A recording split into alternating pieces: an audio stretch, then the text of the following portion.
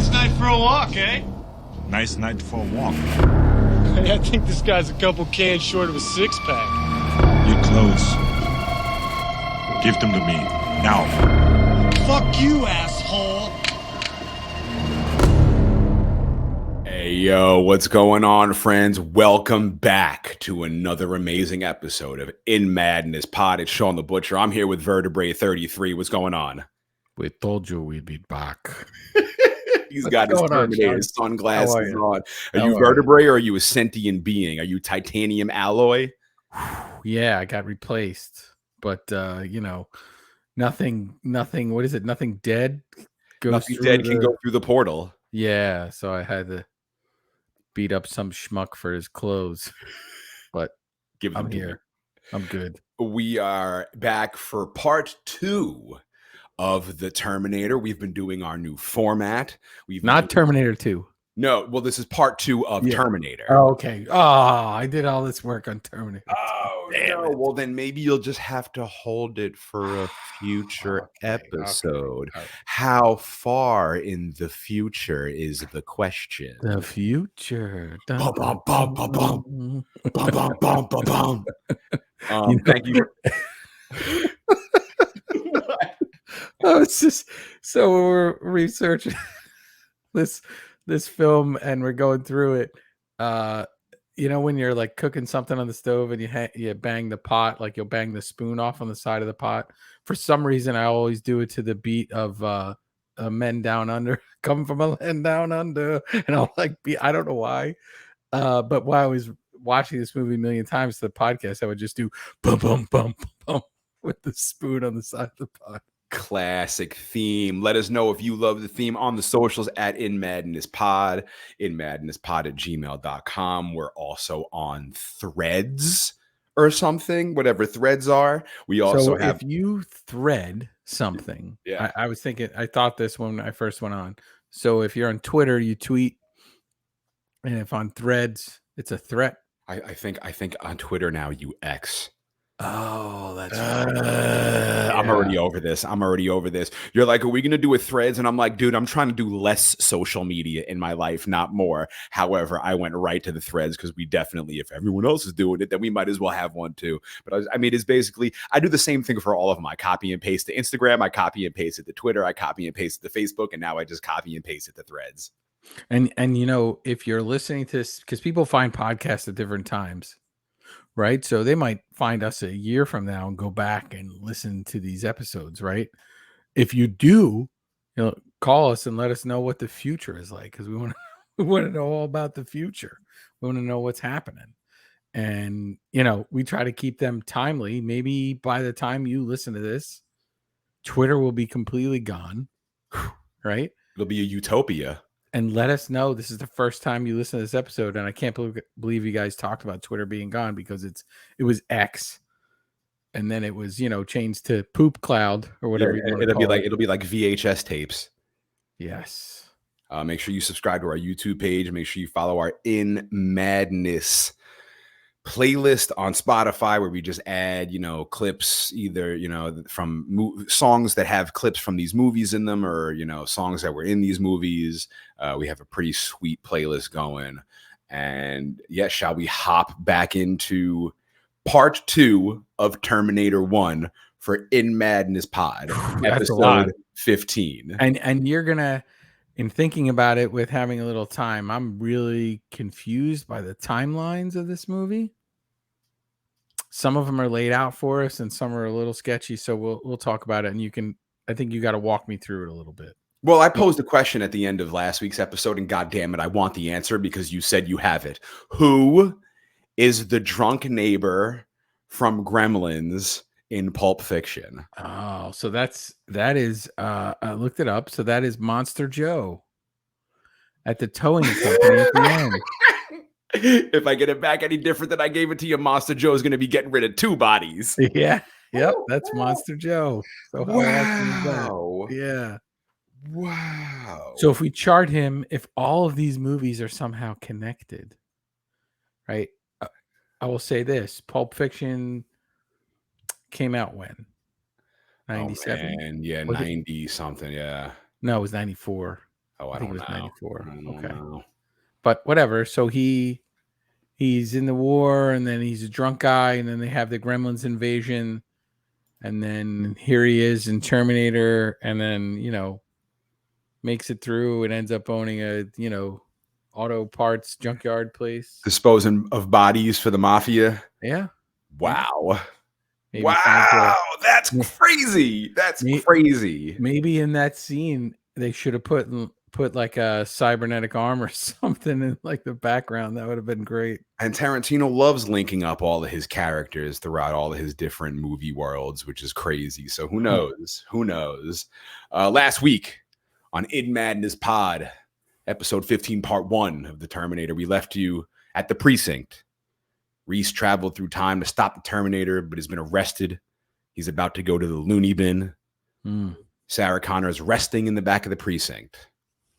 Arnold Schwarzenegger, the Terminator, hunting for Sarah Connor, has found her at the precinct. Bum, bum, bum, bum, bum. The cop at the front desk will not let him in.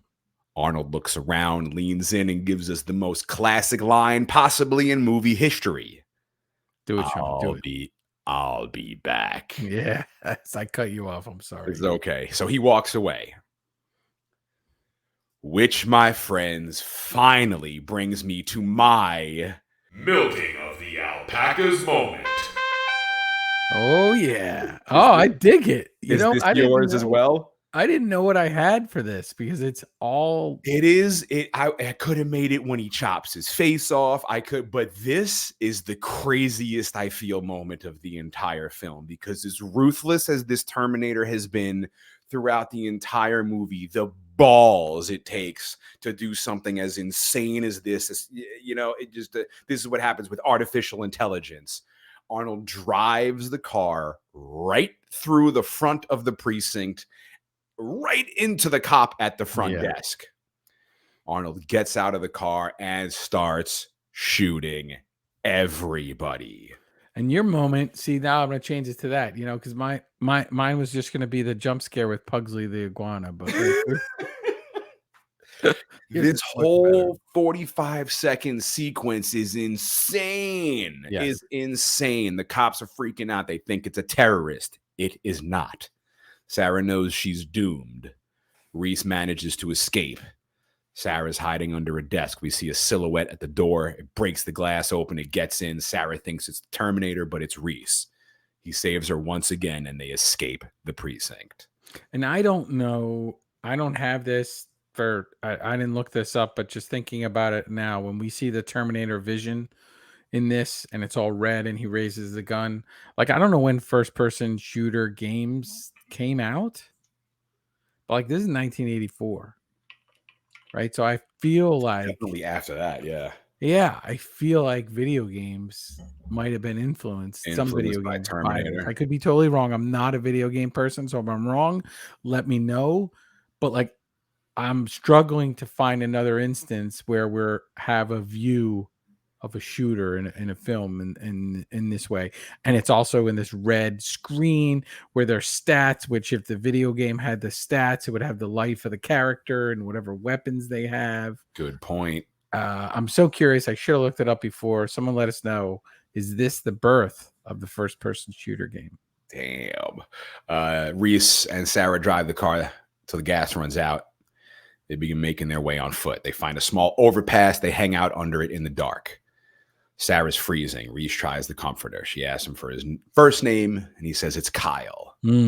She's like, what's it like to go through time? He says, like a white light, like pain, like being born, maybe.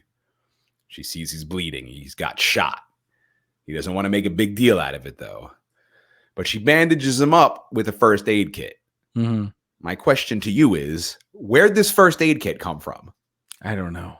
They had it in the car and they just grabbed it just in case. Do they keep it in? Does every car have a first aid kit? I mean, mine does. Oh, mine does. You don't keep a first aid kit in your car? Oh no, I keep bubble gum and and my charger for the lighter thing. Yeah, I mean, I used to have jumper cable. I still do. I think jumper cables. The little emergency triangle, maybe some No, I flares, don't first have. I aid have kit. jumper cables only, but I put them in the garage when we moved my when we moved me in. Oh, It's still in boo. the garage. I do.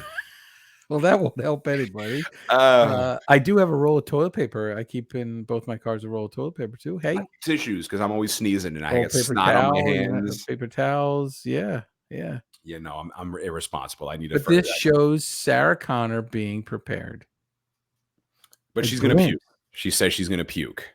right? But she's a glimpse of who she's going to be in the future. She's gradually getting stronger and stronger. I say it a million times, and I know people, I hope they're not annoyed by it, but this is Sarah's hero's journey, right? This is what we're on. We're on that quest with her. She's thrust into a world. The hero's journey always begins with sort of something tragic happening where you're thrust into a new world. So in her case, Ginger, and I guess Pugsley, because like, what the hell happens to Pugsley?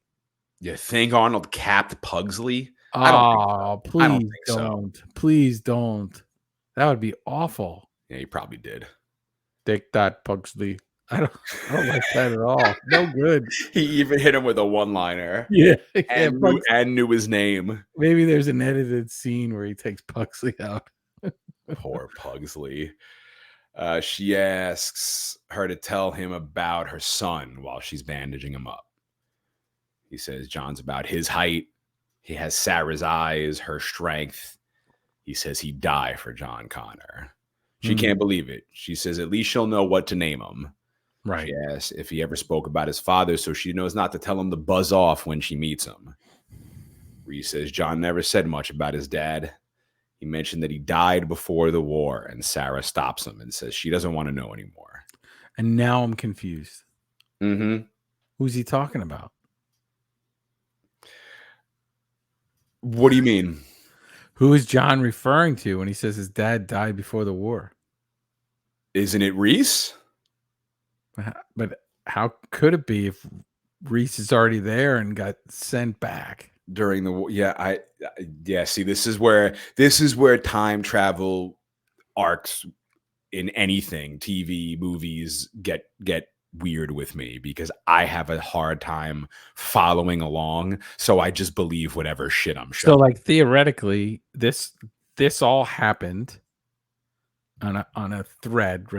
Threads. This all happens on a timeline, and then him and Kyle become pals or co-workers in the Armageddon, so to speak, and he sends him back through to her. But he couldn't have sent her back through to her before he existed. If he died before the war. So, but like then, like it's so confusing. So what happens to the guy that she might have had John with if he didn't send this guy back through? There's another guy in the world that she was going to meet and have a kid with. That's who created John Connor 1, right? Otherwise, we're in a loop. I mean, Reese is John Connor's dad, right? But how did he know John Connor before he created him? I don't know. Like I said, I just believe whatever I'm told in the movies. Listen, we did a whole episode on Lucy, and I believed every word of it. Maybe you needed Morgan Freeman to come in and tell you this. Yeah. So I mean, her and Reese, I mean, we'll get into it, but they do their thing, and then she's this, and then I just figured But if her and Reese have the kid and his dad dies, then Reese and her and John never have the conversation. Never happens for him to send him back with the photo because he's dead. So doesn't that end the loop? I don't know. Let's get James Cameron on the line. Hang on, let me call him. Call him up. 1516. Oh, he's Long Island. He's a Long Island. Hey, James Cameron, look at you. We'll meet you in Montauk. But yeah, this is the part that kind of like really and I say it because I'm trying to figure it out, and they don't help us later on because they really mess with the timelines in the other movies, and it gets really muddy. But yeah, I just don't know, right? All these time travel movies, it gets iffy. So I like to think that there's another guy that she would have had a kid with that became John Connor, but now she's not going to have that kid with him. So like, what happens to that guy? I bet you that guy gets angry and he starts working for Cyberdyne Systems or something. We'll loop it back around. Maybe it's the dude, from Speed who ended Yeah. up. Yeah, is it the guy from Speed? I think it's the same guy. If you understand this timeline, because I Googled it, I was on Reddit, I had people explaining it to me in a million threads. If you get this timeline in just the original Terminator, because it gets messy later on, explain it to me. Yeah, Write to help us me, tell me I'm an idiot, and explain it to me. I'd love to know. at In Madness Pod on all of the socials. Interact, have fun with this. It's what we're doing this podcast for. Sure, it's fun for us to talk about it, but we want you to jump in on the conversation. Let us know what you think about all this. John, she asked John if she asked if John Sorry, Reese. I messed you up. I'm No, sorry. no, We're she asked time if, traveling. yeah. She asked if John sent Reese to the past. Reese says that he volunteered. It was his chance to meet the legend, Sarah Connor, who taught her son how to fight, organize, preparing him ever since he was a kid. When you were hiding before the war, Sarah is baffled that Reese is telling her things she hasn't even done yet in the past tense. She can't believe she's the mother of the future. She says she can't even balance her checkbook. Yeah. I feel her on that one. She didn't ask for this responsibility. She doesn't want it. And he says, John gave me a message to memorize. Thank you, Sarah, for your courage through the dark years. I can't help you with what you must face, except to say that the future is not set. You must be stronger than you imagine you can be. You must survive, or I will never exist. Wow. And I will say, though, man, Kyle had this phrase locked and loaded and memorized. And this is the first time he tells her this. So he went from come with me if you want to live. I think it's only the next day, which makes all of this, what's about to happen, even more interesting. But I think this is only the next day, right? But this line, like you should kind of let her know that as soon as you possibly can, right? He stalled on that one. Maybe he says that in the police station on the videotape instead of ranting and raving, you know? Yeah. Or maybe it'll just make him look crazier. Maybe talking about her unborn son. Yeah. Reese tells her she did good bandaging his wound. Says they should get some sleep. She asks where he's from. He says you stay down during the day. You can move around at night. You have to be careful because HKs use infrared, but they're not too bright. John taught us ways to dust them. He says that's when the infiltrators started to appear. The Terminators were the newest, the worst. And I love all of this world building. There's a ton of world building in this, lower budget film that Cameron's doing. And a lot of it pays off in the sequel. We see a lot of it pay off almost immediately and a lot of nods to this film, but this world building is fantastic. When you see this, you want to know more about all of that and see what's going on in the future, which, we're going to know this in 6 years. We cut to the future. We're in the middle of the war. We see Reese with his team of fighters. They escape to an underground lair. They enter and have to let dogs smell them. Because like we always say on In Madness Pod, the animals always know first. Yes. We see what's left of society, children, civilians, all disheveled, sick, dirty, tired, miserable, eating gruel. Children watching a television that has nothing on it. It's just burning and they're watching the flames. That's weird, right? That's a weird one. Like that's what you do for entertainment. That's what you do for entertainment when the machines take over. And how is everyone not sick? Right? If it's post like nuclear war. Yeah. They all look pretty shitty. They do look really bad. Yeah. They all look really bad shape. Reese sees boys hunting a rat for food. He takes a picture out of his pocket and it's a picture of Sarah Connor. All of a sudden the dogs start barking. It's a Terminator. Pulls out a massive gun, opens fire on all the humans and the dogs. So yeah, Pugsley definitely got it. And as is customary with this goddamn podcast, animals being slaughtered, after 15 episodes, it seems we cannot break this streak. No, absolutely not. The Terminator is killing everybody. Reese drops the pick of Sarah into a flame and it begins bubbling and burning. We get this cool shot of the silhouette only moving forward with these glowing red eyes. It is sick. And we cut to morning. Sarah and Reese wake up under the overpass. Sarah says she was dreaming about dogs. And Reese How? said, what? She was dreaming about dogs? Yeah, how? I mean, you can't, who knows? Maybe it's the intuitive thing. Yeah, this part I don't. This part of osmosis, I don't know. His thoughts went to hers, but she just happens to be dreaming. That's her becoming a leader. It's she's using 11% of her brain. Oh my God! Let me ask you a question, Shawn. Have you ever had a dream about dogs? Probably.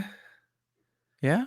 I mean, not about dog, like a dog in the background, maybe. It Maybe wasn't the background, but she said about dogs. like the dogs playing poker. Like exactly. Like there's a whole. They're all dogs. There's a dog going to the post office. There's a guy, dog mowing his lawn. Like, is that maybe that's one of the alternate universes? Yeah, this is why I wouldn't last in any of these movies, because we need to break out of this storm sewer and move along. And I'd be just stuck on the fact that she had a dream about dogs and keep talking about it over and over again, and then we'd get killed. He does tell her that they use dogs to spot Terminators. Yeah. She says his world is terrifying. We cut to Arnold looking through Sarah Connor's planner that he stole from her house. And outside, his dirtbag of a landlord is smoking a cigar with his hairy ass shoulders, knocking on the door.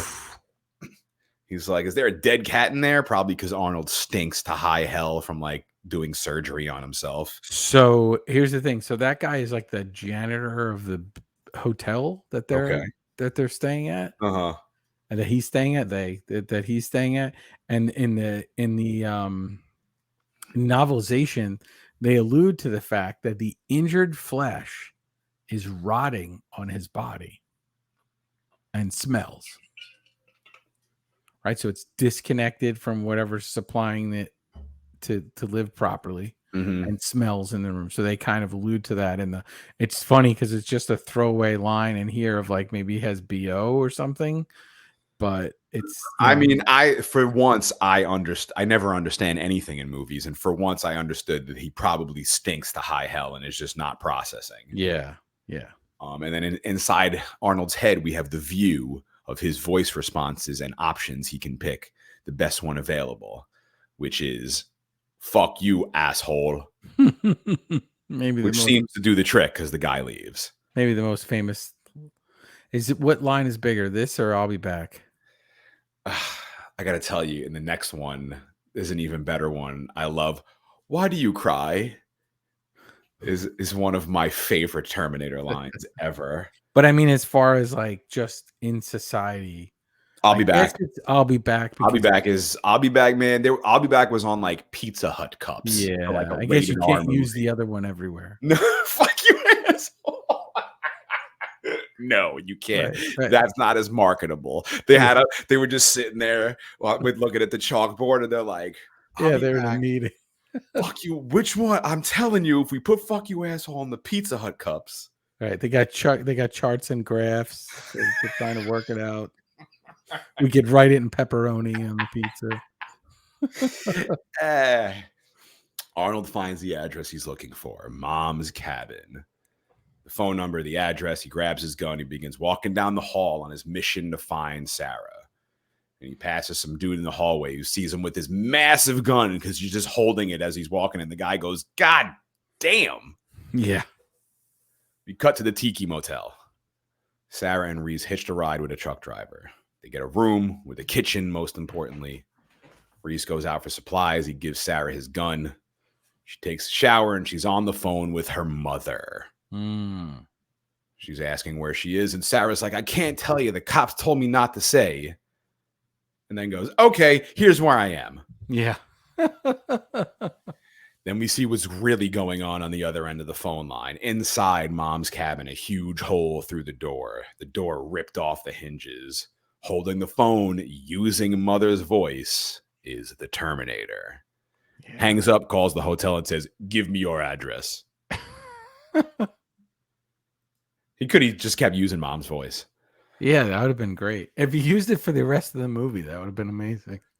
We cut to Reese. He went out. He got a ton of supplies, mothballs, corn syrup, ammonia. He's making nitroglycerin bombs. Yeah, the worst roommate either. Like, come back with some peanut chews or something. I don't know. Something, a friggin' Mr. Good bar. Give me a ring ding. Can I have a ho-ho? Is there, fucking mint chocolate chip Klondike bar? A Mountain Dew at least to give me some energy. Yeah. Speaking of Mountain Dew, I'm gonna make a weird tangent. Did you see the hot dogs? Yes. I'm sorry, I didn't mean to steal it from you. Yes, the hot dogs. Yes. I saw it today and it grossed me. If you're seeing this in the future, these have already come and gone, and nobody cares about them. If you're listening to this in the future, but there are Mountain Dew hot dogs, and I am 100% guaranteeing that a meeting took place where people were on something. And then they were like, I'm having a hot dog and I'm drinking this Mountain Dew. Hey, that's great. Let's put them together. Why not? It's going to sell millions. They're apparently mustard flavored Skittles too. So, okay. Now hang on. Is that real? Because right after I saw the Mountain Dew hot dogs, I saw the ad for the mustard Skittles. Yeah. And my reaction, because I don't particularly love Mountain Dew, but God damn it, do I love mustard. My reaction to the Mountain Dew hot dogs was very different than my reaction to the mustard Skittles, because I looked at it and immediately was like, I try them fuckers. Yeah. Now, wait a minute. What mustard do you like? I like yellow. I'm just a flip. I like Heinz. Shawn, there we are. We got yellow something mustard. else in common. 100% classic yellow mustard. Yeah. All the way. I mean, I like spicy mustard too. Like I'll do like both or whatever, but like classic yellow is classic yellow mustard is the way to go. Now, do you shake it or do you just squeeze it and let some of the water come out first? This is if anyone tunes in right now, they're like, shake. Hell? You shake the ketchup, you shake the mustard, you shake everything. I don't want the juice. That, and you gotta take the plastic dried bits off the nozzle first, because nothing worse than like hucking it on the hot dog or the burger and like the dried bit from like three. I'm so lazy with that mustard. I think I just usually squirt the water like to the side and then just shake the fucking bottle. I don't know why I just skipped the shake the bottle. You know what it is? I think because it says it on the bottle, and I just like Bill Paxton. I just want to be punk rock and not have people tell me what to do. So, don't tell me to shake my mustard bottle. You see where that got Bill Paxton, though. That's true. You got to follow the rules sometimes. But he had really cool blue spiky hair. So I need the shit out of that. I'm going to try those mustard Skittles. I'm going to try. So when I listen back to this episode, I'm going to go look for those mustard Skittles, and I'm going to try them on Instagram, and we'll post it. But Reese learned to make these nitroglycerin bombs as a kid. We cut to Terminator riding a motorcycle on his way to kill Sarah. Reese is showing her how to make pipe bombs in the hotel room. Later on, she's laying in bed asking if Terminator will find them, and Reese goes, probably. She's nervously shaking. She's like, what were women like in your time? And he goes, good fighters. She asks if he had a girlfriend. He says, no, never. John Connor gave me a picture of you. He didn't know why. Says he used to wonder what you were thinking in the photo. Memorized every line of her face, every curve of her body. He says he came across time for her. He loves her. He always has. And then they bang. And I'm just gonna say, like, he's this freedom fighter guy, and they're in trying to save the humans, and it's post Armageddon. But like his hair seems like it's like freshly cut. Yeah. So does Arnold's. I love that Arnold checked his hair in the mirror. So like, I'd like to think that they're stopping in the middle of this like war and getting a fresh cut. Number 2 on the sides, a little long on the top. Yeah, like maybe it makes you feel better as you're headed into battle or something. Yeah. You got to look good. Yeah. Terminator has found them. He Right. kicks open the door and begins shooting. And they've known each other for a day. Listen, And here we go. So did the Mist. So did Yeah. Pops and Mom number 2. Here we are. Terminator shooting everything, but Sarah and Reese are already out of the room. They grab a truck, drive off. Terminator gets on his motorcycle, and once again, the chase is on. Mm-hmm. They both end up crashing. Reese and Sarah flip the car. Terminator ends up getting hit by an 18-wheeler truck. That's not going to stop him. No. He is all jacked up looking, face is torn apart, metal titanium alloys exposed. Terminator hops in the truck, turns it around, and begins heading straight for Sarah and Reese, who narrowly escape at the last second. Terminator chases him down, and Reese takes his final pipe bomb and throws it in the truck as it passes, and boom. Boom. Truck explodes. But that's not going to stop him. Terminator leaves the truck, falls on the floor, burning. Sarah and Reese rejoice amongst the wreckage. They embrace. We did it. We got it. Slowly out of the wreckage, we see the Terminator. And I love that he's limping before this when he's in the human form. And we know he's not limping because he's in pain. He's just limping because the mechanism is broken. Therefore, when he comes out of this, the mechanism is still broken. Terminator in its truest, rawest form. The metal skeleton, the red glowing eyes. It's slowly chasing after them. They run into a factory. I was completely blown away by this scene when I first saw this in 1985. I was like, wow. So a mix of practical and I guess stop motion, right? Yeah, there's stop motion mixed in as well. That would be Stan Winston Studios that's handling that, does a great job. I love the mechanical sound that the Terminator makes as it's moving, right? We also know that the factory that they run into is later revealed to be Cyberdyne Systems facility. Oh, snap. Yeah. Not good. Reese turns on the machines so the Terminator can't track their movements. They try to go on, but Reese is in bad shape. He can't go on. And Sarah Connor morphs into the woman she was told she will become. Mm-hmm. She orders Reese to get off his feet and move, and the chase continues. Terminator smashes through the door, stalking through the factory. These awesome shots, just the silhouette and the glowing red eyes following them, searching, creeping. Iconic, epic scenes right here. Copied a million times. People tried to do this, but this is, iconic sci-fi movie imagery right here. Reese picks up a large pipe. Terminator finds him and slowly back up away up the factory steps as the Terminator is following him.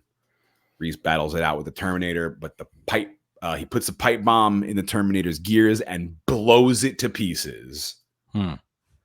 Sarah crawls over to Reese's body. He's dead. Yeah.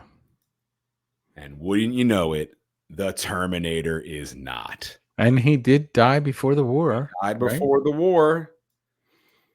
But then how does he meet John Connor?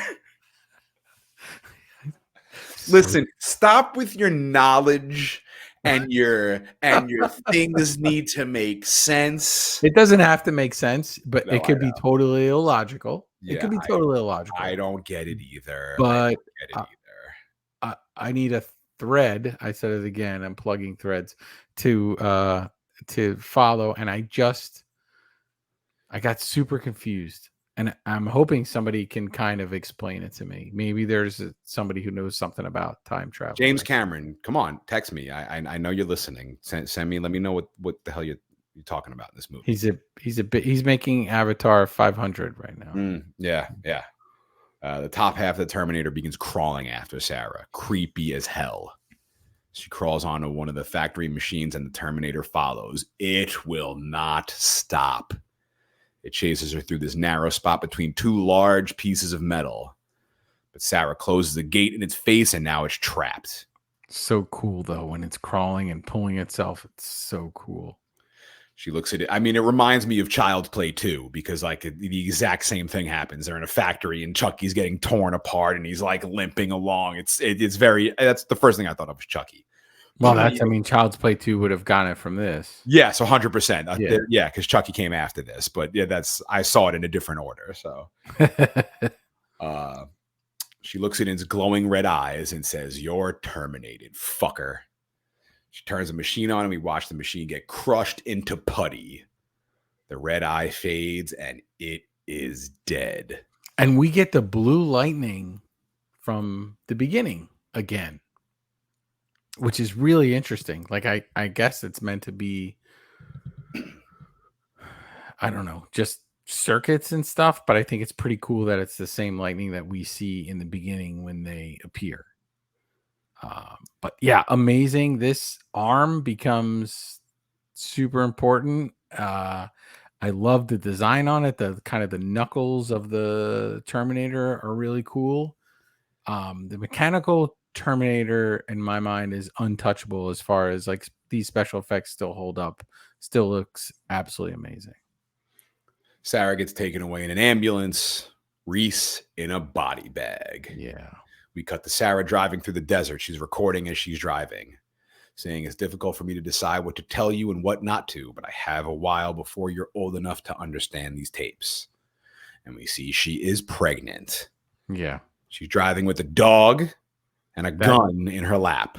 Then that dog is the dog from the Tiki Hotel. And she named it, because they say in the novelization, Pugsley Jr. Oh, yeah. So I guess Pugsley did get rocked because she would have went back to pick him up, I think. I feel like she would have. He would have been in that thing. Fucking Terminator. I think probably more than likely happened is he just took off. Yeah. Yeah, like a happy ending for Pugsley. He liked maybe. All right, let's write one for Pugsley. He breaks out of the apartment. No, like I like he jumps out through a window in like slow motion. Right. Yeah, and like lands in a tree and then gets to have like a nature life. Yeah, he meets a girl. He has a good Yeah. time. Maybe he's like, I'll never be back. Yeah, He's he buys jumping a out the house. He window. has to replace the roof. Poor Pugsley. Fucking Pugsley. She pulls up to a gas station to fill up and she continues recording. Should I tell you about your father? That's tough. Will it affect your decision to send him here knowing he is your father? If you don't send Reese, you will never exist. A person could go crazy thinking about this. Yeah. Here we are. Here we are. I will tell you about it all one day. So maybe you have to ask her, Linda Hamilton. We'll get her on. Let me get her on. 631. She Linda Hamilton? She's a 631. She goes, I'll tell you about it all one day. I owe him that. Even though we were together for a few hours, we loved a lifetime's worth. Camera flashes. Young kid takes a pic of Sarah. Asks her for a few bucks for the photo. $5. Yes, $5. Yeah. She pays, and it's the picture that Reese had of Sarah in his pocket. She works him down, right? Quattro. Quattro. Yeah, he wants Cinco. Yeah. I love this.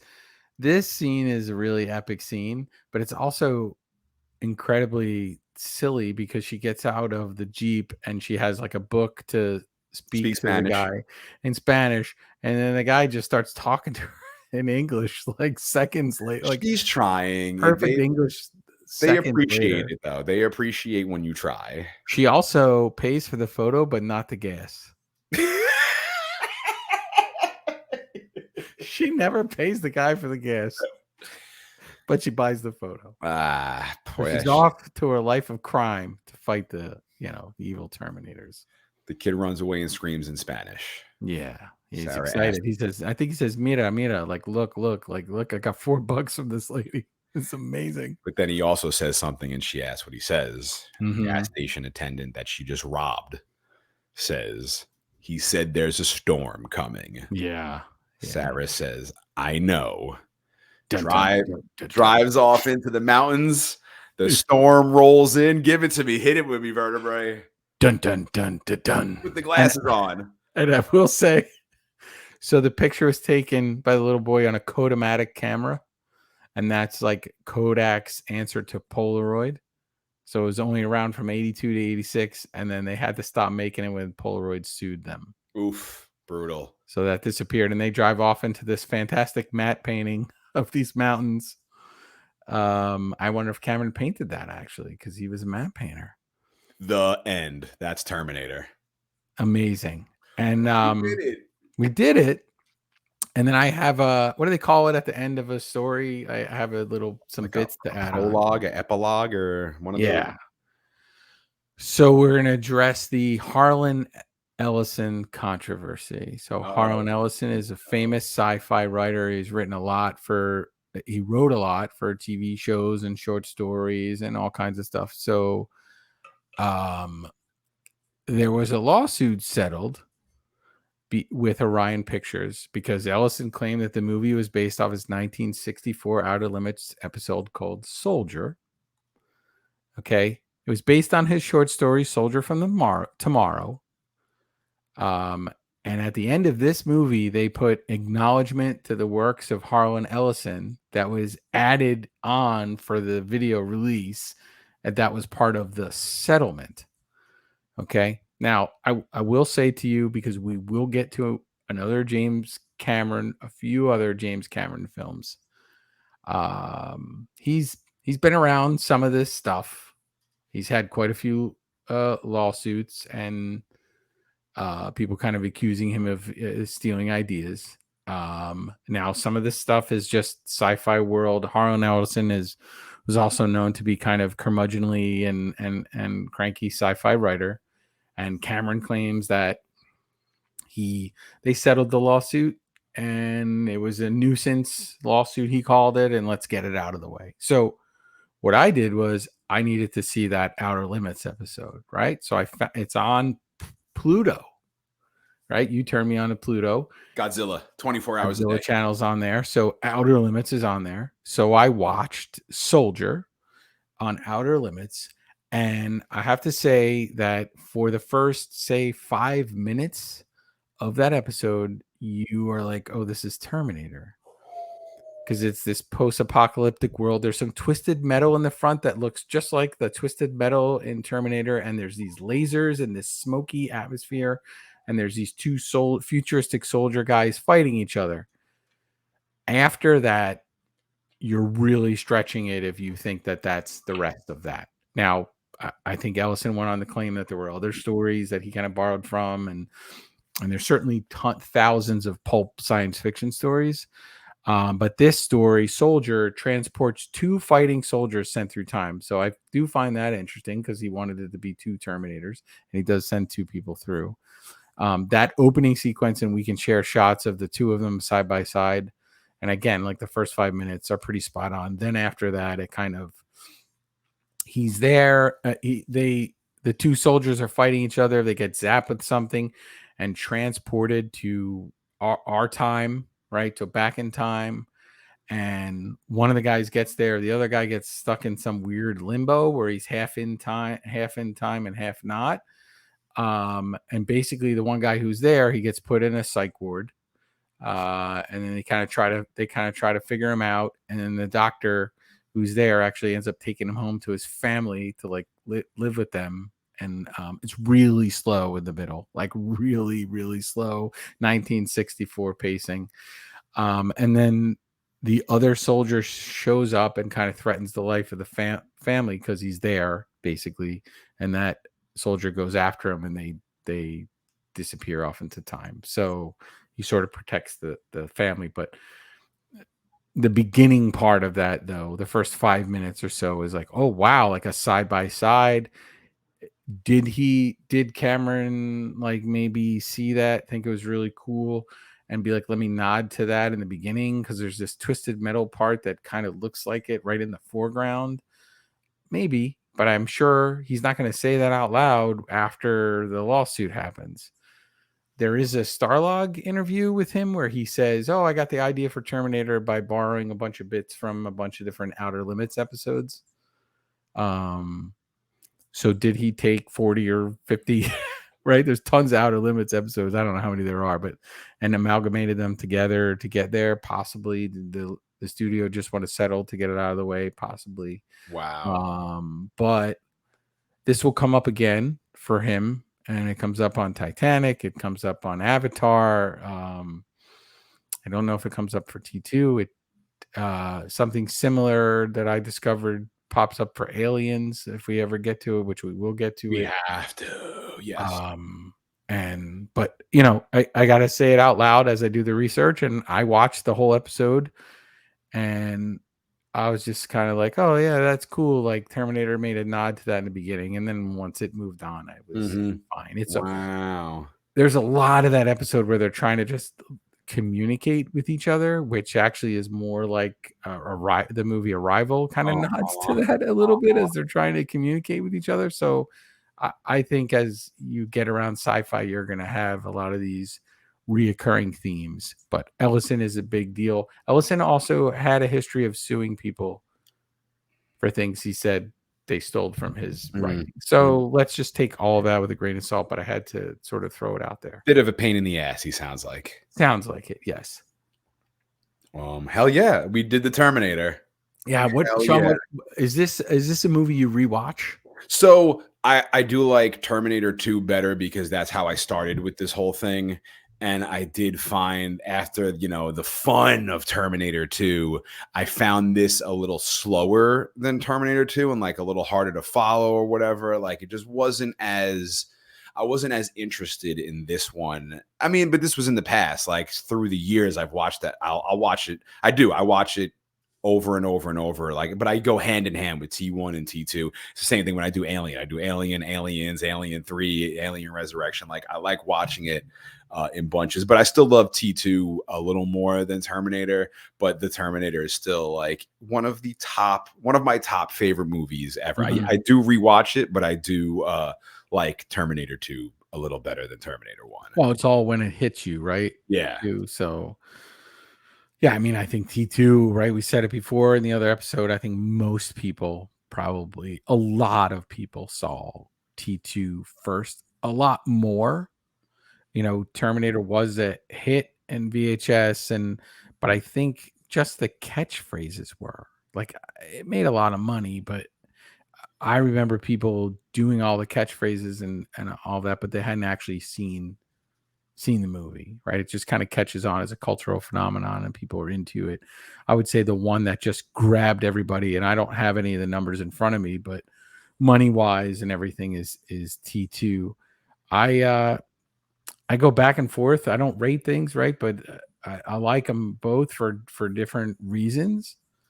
They both thoroughly confuse me as far as timelines go. I like the villain in T2 better. And that's the thing. I saw T2 first, so I thought Arnold was the good guy. So I was surprised as hell when I saw the Terminator, and I'm like, oh shit, Arnold's the bad guy.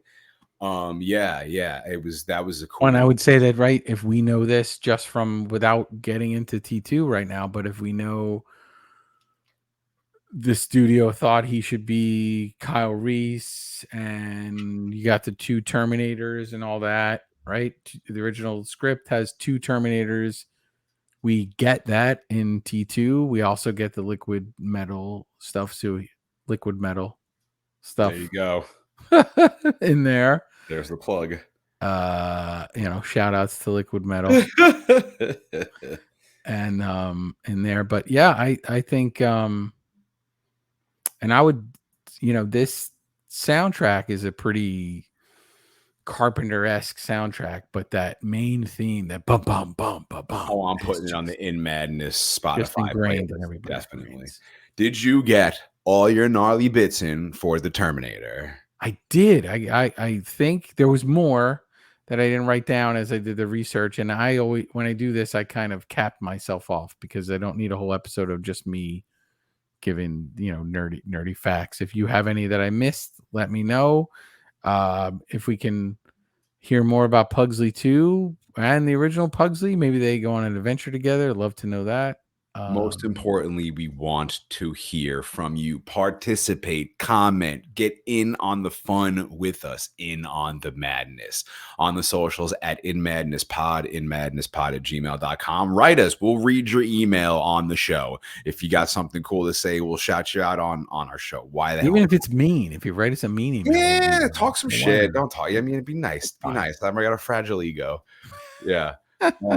So we might do a 0.5. Let us know A, okay. Let us know A, what you're thinking about these splitting the movie in two, okay. And giving you an easier chunk to digest for a week, from week to week, instead of 2.5 hours. And let us know what you think about these 0.5 episodes that we're doing in between episodes, where we're not so locked into talking about a movie and reviewing a movie. We're just reviewing stuff that's going on that we're interested. I mean, I have things ready, so we might do a 0.5 before our next movie. And if we don't, it doesn't matter. Okay. Do you want to give a hint? We should do a 0.5 because I got some cool stuff. We'll probably do a 0.5, but we can give a hint to our next movie. I also want to know if people want to know. We always give a hint. Do they want to know the movie in advance? Oh, I like giving hints. I like giving hints because I like when everybody does the guessing game. I think it's fun. I think I think the hints are one of the most fun. Forget that. We don't want to know that. Edit that out. No, I'm doing it anyway. And this is not a democracy. We're doing it this way. Yeah, this is our show. I want to give hints. It's fun. We basically give it away, but it's funny because we basically give it away and people still don't get it. I don't know what hint you could give that doesn't. Oh, I know. I have one ready to go. Oh, you do? Okay, let's hear it. Public Enemy shirt. There you go. I had a Public Enemy shirt. I might have it somewhere still. Hell yeah. Maybe I'll talk about Public Enemy a little bit too. Yeah, definitely. Okay. And I mean, so if we're talking about music, then I will also mention Guns N' Roses. Of course, and I will say that I like the B-side of that Single. I said it, kids. Google it because it exists. It's a thing. Better than the A-side of it. Okay. Public Enemy shirt and Guns N' Roses. That's the best hint I'm going to give you without giving it away. That's locked on. They should know by now. Hell yeah, that's what I'm talking about. So that's it. We're good. We got everything. We're done with Terminator. Thank you for joining us. It is a lot of fun doing this podcast. It's so much damn fun. We appreciate you listening. We appreciate you participating. We're all just enjoying these movies and having a good time. And we're doing these offset things. And maybe we'll do a cartoon one day, and maybe we'll do whatever the hell we want. But I like that we're 15 episodes in and we're doing different things and changing things up and not just sticking to the same format, because that's cool. You want change. Change inspires growth and all this cool stuff to happen. So thank you for listening. Thank you for participating. And thank you, Vertebrae, because I know we both bust our ass to make this podcast happen and do a lot of research and a lot of time and a lot of side texting and a lot of figuring things out and all that. And there's a lot that goes into these episodes, and we appreciate your support and your participation. And thank you. And we'll see you for episode either 15.5 or straight up 16. Awesome. Thank you guys very much. And we'll be back.